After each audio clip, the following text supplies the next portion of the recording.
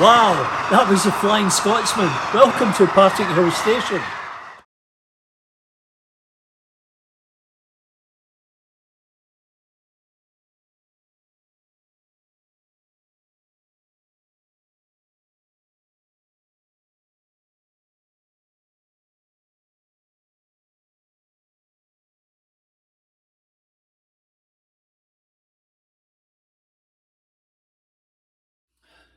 Hi, it's Charlie. Welcome back. Today I'm just putting a bunch of things together just to keep in contact with everyone and let you know about a couple of things that I've been doing or what's been going on around here at Partickhill Station. I posted earlier today on Facebook on the Hornby modelers page asking a question about a Hornby Dublo Bolster wagon that I found and purchased. I thought it would be a nice little addition. So you can look for the details on that. I'm going to attach them here, and then okay, here we have the shunter and the bolster. I'm just going to turn the power up. See there, it's set now, and nothing. Okay, so turn the power back off. I'll remove the bolster and the shunter goes. So I think what's happening is somehow this is shorting out. We'll try it with another local just to make sure that there's no problem. So I'll use this Hornby. So now I've got this Hornby shunter in there, and it is relatively new, hardly used. And turn the power on there, and nothing. Oh, a little bit of life there, but no. Okay, so just to prove the point, I'll take that right off the track, and there, that moves no problem. So there is nothing wrong with the locos. Now, further test is I'm going to put that on the track and see what happens. Dead as a dodo. So that tells me there's a problem with this. You can see there where it's hooked up into the bogie. I'm not really clear on how that works, and it's on all four, not just the one. So I think it's shorting everything out. Okay, here we have the shunter and the bolster. I'm just going to turn the power up. See there, it's set now, and nothing. Okay, so turn the power back off. I'll remove the bolster and the shunter goes. So I think what's happening is somehow this is shorting out. We'll try it with another local just to make sure that there's no problem. So I'll use this Hornby. So now I've got this Hornby shunter in there, and it is relatively new, hardly used. And turn the power on there, and nothing. Oh, a little bit of life there, but no. Okay, so just to prove the point,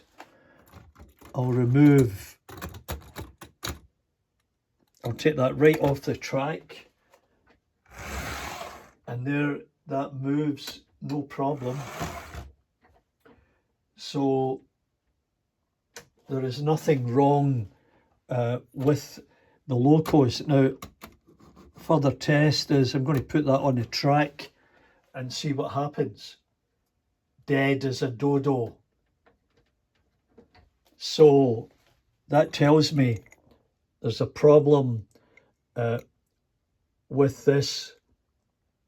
You can see there where it's hooked up into the bogie. I'm not really clear on how that works, and it's on all four, not just the one. So I think it's shorting everything out. This is the bolster in question. Now, it's metal, it's very heavy, and turns out it was shorting out because you can see here there are these little metal plates that go between each of the wheels and connect to the bogie frame itself, and that causes it to shorten out.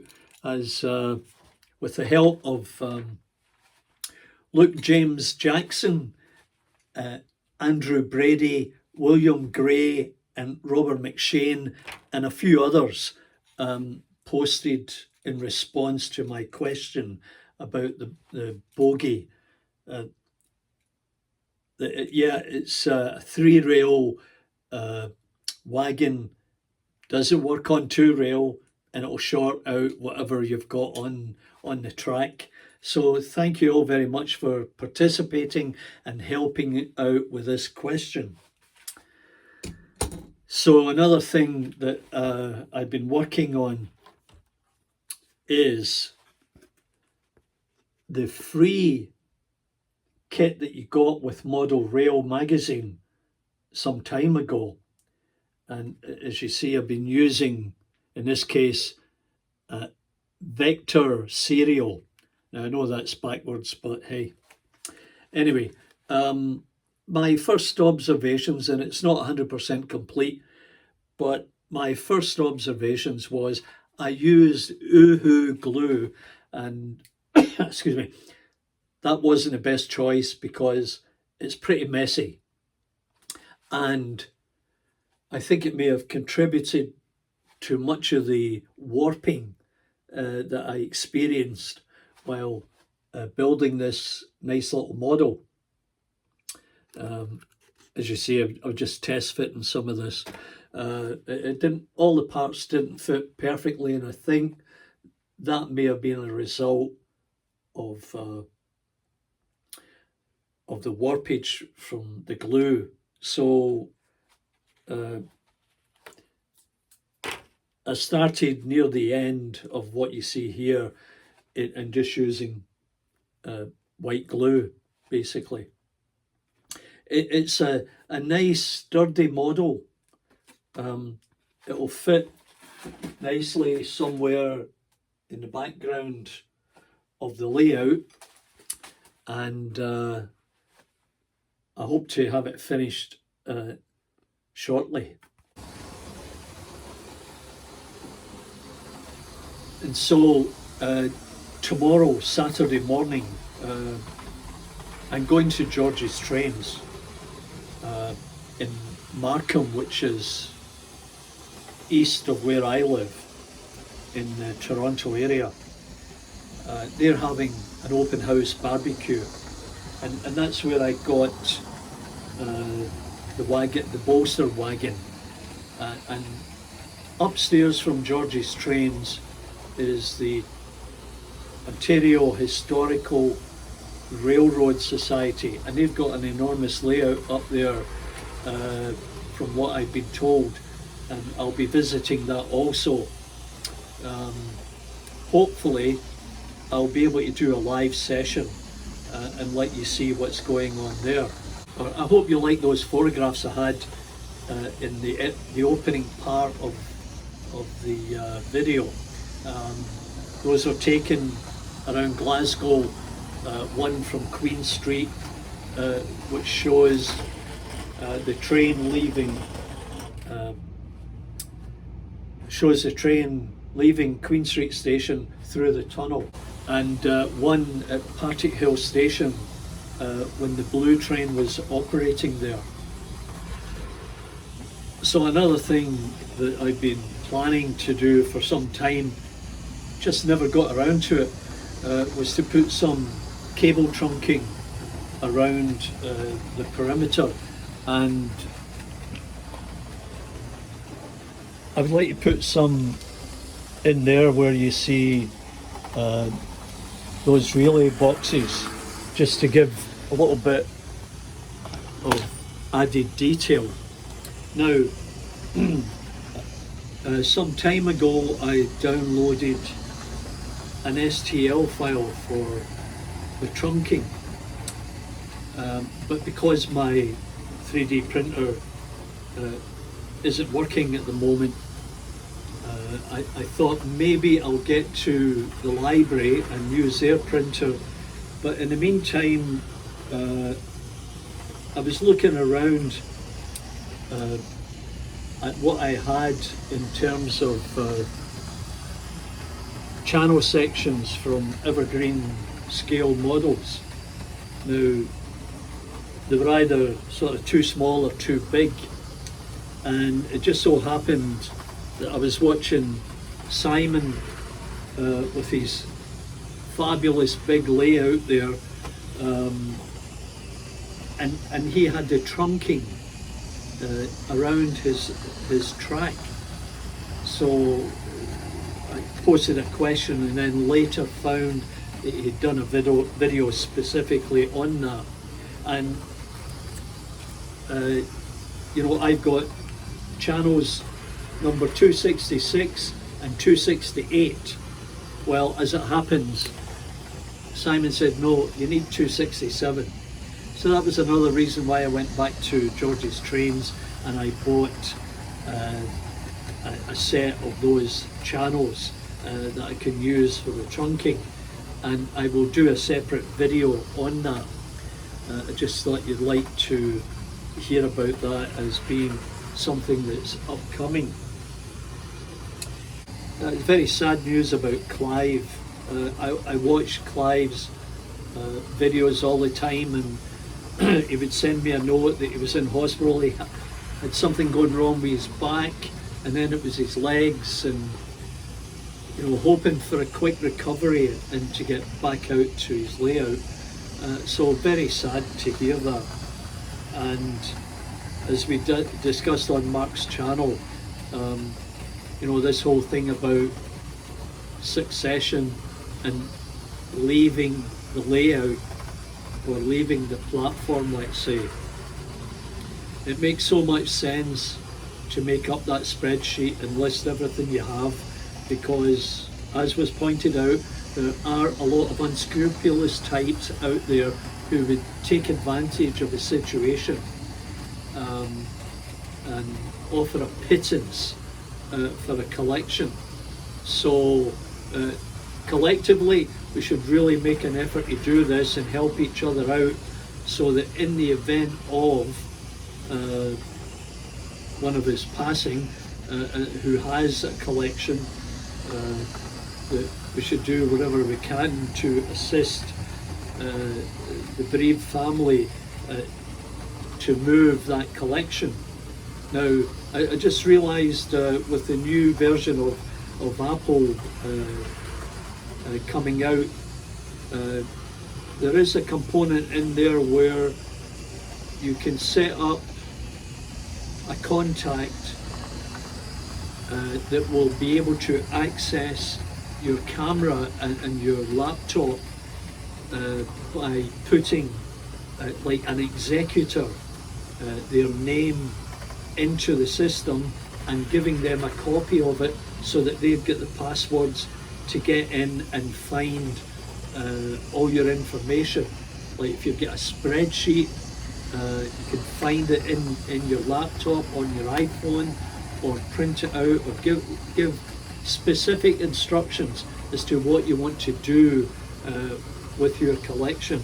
I think that's a great idea, and I know that I will be updating my spreadsheet and naming an executor who gets access to my iPhone and laptop. So yeah, there's a few other things I'm going to be doing. There's another couple of kits I found in some of the old model rail magazines where you get this handout. One was a tall water tower that I think I'll have a go at, and I'll finish off the flats and get it out there. I really had to read it read the instructions a couple of times, just so that I had it clear in my mind how this all went together, and eventually got it. But there was a couple of errors that I couldn't explain. One being why this elevator was shorter, or the doors were shorter than the others. I couldn't figure that out. Anyway, we can hide that and nobody will really notice. I won't be zooming in on it to let you see what's going on. Anyway, so tomorrow will be busy because, as I say, I'll go to George's Trains around 9:30 and get ready for that barbecue and visit the Historical Society, do some filming, and then, you know, it'll be live, all being well. I've got data and it's not an issue. I can, the service that I got is from Bell, which is everywhere, so and I'll have lots of bandwidth, so I should be able to do that. So that might be around about 10 AM in the morning, and I'll probably be there for about an hour. Then I have to go downtown, so that's something else. And there was an A4 at George's Trains, and it was listed for $125. Now, I've got a few A4s, so I really don't need to buy another one. But I don't know if it's DC or DCC. I'll probably ask Richard in the morning. Anyway, thanks for tuning in. I just came off from Anthony Dodge's broadcast and said hi to everybody there, so I'm going to try and get back on there after I've posted this. So thanks for dropping by at Partickhill station, where I always try to bring you something new and different. Anyway, we'll see you later. Bye for now. Thanks for coming.